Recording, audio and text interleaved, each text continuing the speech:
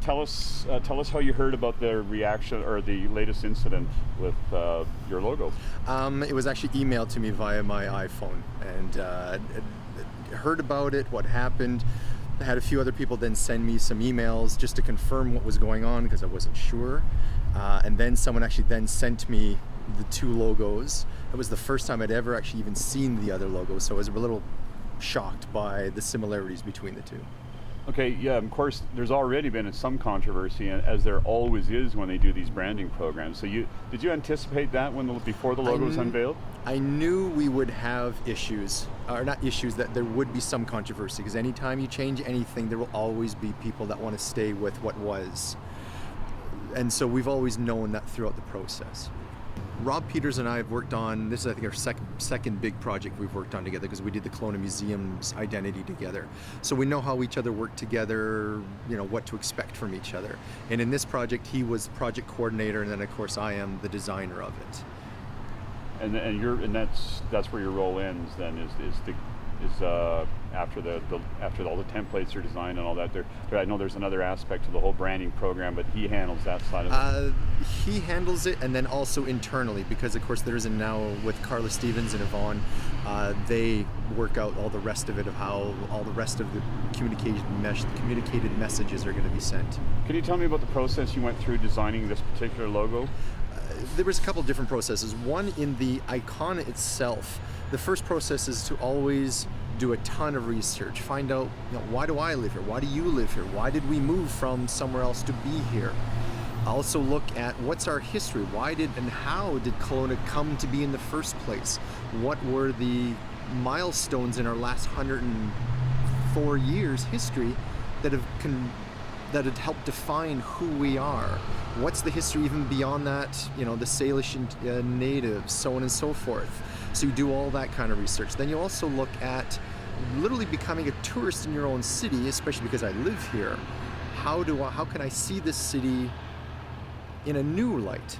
As I said, become a tourist in my own city. So you start looking at the symbols of the city. Where did they come from? Who decided those sort of things? Look at even the geography. What makes this city so beautiful that people want to live here as opposed to somewhere else? And you take all that information and you sort of boil it down and start looking at common themes that may show up. Of course, you have almost now famously said that ultimately the bottom of a pine cone was one of your inspirations. The bottom of the pine cone is sort of where it started. If you look at the pattern and the geometry of it, and if you also look at the baskets done by the Interior Salish, you'll see that same pattern. And if you also look at the city's official flower, you'll also see the same pattern again show up. So then in turn it reflects both our heritage with the baskets and the Salish, one of our official city flowers, and then also one of our natural elements you find everywhere within city. Can you explain to me, have you ever seen other cases where logos have independently been developed and yet bear striking resemblance? A perfect example here in town, actually. If you look at Rogers' logo and Grant Thornton's logo, two very different corporations, very large corporations, yet if you look at the forms and structure within both identities, there's a striking similarity. So it happens quite a bit. And when I was in New York recently, there's an identity in Central Park, and I'm not sure if it's for the parks or whoever, that strikes a very strong resemblance to Air Canada's logo. So it happens a lot. You look at music, architecture, fashion, poetry, most anything, you will find that there will be times where coincidence happens. Well, actually, the city and I met last night. And what did they have to say? No, we were just reviewed. For me, it was more important just to find out what all the media was saying, what was being said, because of course I was out of town for most of it. So it was just reviewing, okay, how do we handle this? What's their next steps? And it has been said that the city will continue with this logo, that the copyright process is now being done. And that's a bit of a lengthy process to do that. You said you've expected controversy whenever there's a change. Did you expect it to go as far as this, where somebody has actually accused you of plagiarism? No, that one's kind of left field. I've never been accused of such things, because having done this for 22 years, I would never want to or need to plagiarize something to achieve something, because I love this town. I love being here. It's a great city, and I wouldn't want my reputation soiled by such a thing. Is there a way for you to check how your designs rate compared to others? There are certain things you can do. You can look at design magazines, and if there's websites, and you can do that.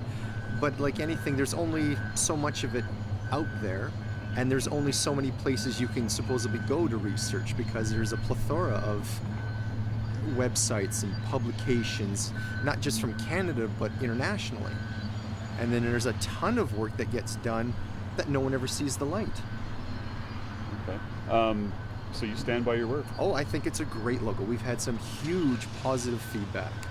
One of the things we wanted to achieve with this identity was that we wanted it not to be overly literal. We wanted an identity that could be, as a viewer, I could look at it and say, to me it represents this. And when we've put out the identity, we've had different people come up with very different stories and explanations of what they believe it to be, which I think is a sign of a successful logo, because that means if this logo, when it's reversed on a dark background, it now looks like snow, and I'm a big skier. So now it has personal meaning to me. And that's what I think a great sign of a successful logo. From what I know, graphic designers will frequently come up with 2 or 3 different designs, sort of give them a little bit of an option. Yep. They may have one that they favor. Did you have any other designs that were radically different from this, or is this a concept that you held on to right from the start? We actually ended up, obviously in the pencil sketch phase, there was dozens, if not hundreds, of possibilities. We then actually narrowed it down to 8. And the 4 themes that we seriously looked at and explored were the city flower, sun and water, the sails themselves, and then also looking at abstract forms. And then the some people have said that it looks like a spirograph. Remember the old spirograph toy? Yeah. How did you actually mechanically create this logo? First, it was because we started with the pine cone. I literally grabbed a bunch of pine cones, had a bunch in my office, and started just sketching, because I'm a firm believer that through the process of drawing is when you see things. A photograph doesn't do that, because it's a snippet and you can move on. When you have to sit and study something, it's sketch it and draw it sometimes several times, you start seeing the idiosyncrasies, the little details that you may not get to see if you just take a photograph. Based on your experience now, would you be willingly take on another civic logo branding project? Oh, of course, easily. Do it in a second. It was the fun part is the research. It's fascinating to find out the history of an area, of how Kelowna came to be, or another municipality came to be, and all the weird news you may find out, and it's fascinating, that stuff. A lot of people have erroneously assumed that you got paid $80,000 to do this. Tell us what the real number is. I'm sure you didn't get paid $80,000. No, I didn't. You have to understand that it's 2 people working over 2 years to do this project. So no, I did not get paid $80,000. How much did you get paid? It's broken down into elements, and I believe that's on the city website.